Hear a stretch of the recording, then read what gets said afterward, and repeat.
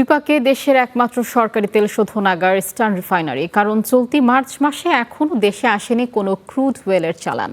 আগামী 10 দিনের মধ্যে নতুন চালান না এলে উৎপাদন বন্ধ হওয়ার শঙ্কায় ইস্টার্ন রিফাইনারি। চট্টগ্রাম থেকে আরও জানাচ্ছেন সৈয়দ তামিম মাহমুদ। বছরে বাংলাদেশে অক্টেনের চাহিদা 8 লাখ মেট্রিক টন, যার অর্ধেকেরও বেশি মেটানো হয় আমদানির মাধ্যমে। কিন্তু মধ্যপ্রাচ্যের অস্থিরতায় এবার টান পড়েছে সরবরাহ ব্যবস্থায়।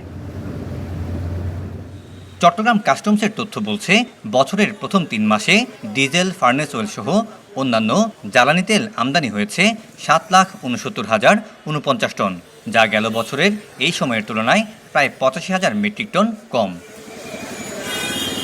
অন্যদিকে যুদ্ধের কারণে হরমুজ প্রণালী বন্ধ হয়ে যাওয়ায় আটকা পড়েছে 1 লাখ টনের বেশি অপরিশোধিত তেলের চালান। তবে বেড়েছে এলএনজি ও এলপিজির আমদানি। গত অর্থ বছরের 3 মাসে 10 লাখ মেট্রিক টন আমদানি হয়েছে, যেটা 26-এর জানুয়ারি, ফেব্রুয়ারি, মার্চ এই 3 মাসে প্রায় 25 লাখ মেট্রিক টন আমদানি হয়েছে। তেল একটু কম আমদানি হয়েছে, এটা খুব বেশি এটা প্রভাব পড়বে না বলে আমি মনে করি। এদিকে শোধনাগারের মজুদ যখন শেষ প্রান্তে, তখন স্বস্তি ফেরাতে বিপিসি বেছে নিয়েছে বিকল্প উৎস।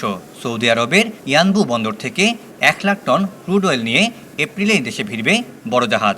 এছাড়াও এপ্রিলের 6 তারিখ সিঙ্গাপুর থেকে 25,000 টন অক্টেন নিয়ে আসবে আরও একটি জাহাজ। শুধু তাই নয়, 31 মার্চের মধ্যে সিঙ্গাপুর থেকে আসছে 54,000 টন ডিজেল ও 22,000 টন জেট ফুয়েল।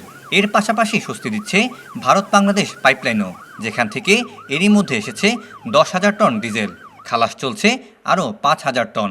এর বাইরে আগামী 27 তারিখ আরও 7,000 টন ডিজেল পাইপলাইন দিয়ে আসার কথা জানিয়েছে বিপিসি। এদিকে চট্টগ্রাম বন্দরে আসা জ্বালানিবাহী 29টি জাহাজের বড় অংশই এলএনজি ও এলপিজি। বন্দর কর্তৃপক্ষ বলছে, জাহাজ জট এড়ানোর পাশাপাশি দ্রুত সরবরাহ নিশ্চিতে জোর দেওয়া হচ্ছে। এই মার্চের ফার্স্ট উইক থেকে আজকে পর্যন্ত টোটাল 29টা জাহাজ চট্টগ্রাম বন্দর সীমা ব্যবহার করেছে অথবা বন্দরে প্রবেশ করেছে। এর ভিতরে 27টা জাহাজ চট্টগ্রাম বন্দরের পণ্য খালাস শেষে নতুন গন্তব্যে গিয়েছে। 2টা জাহাজ এই মুহূর্তে বন্দরে কাজ করছে।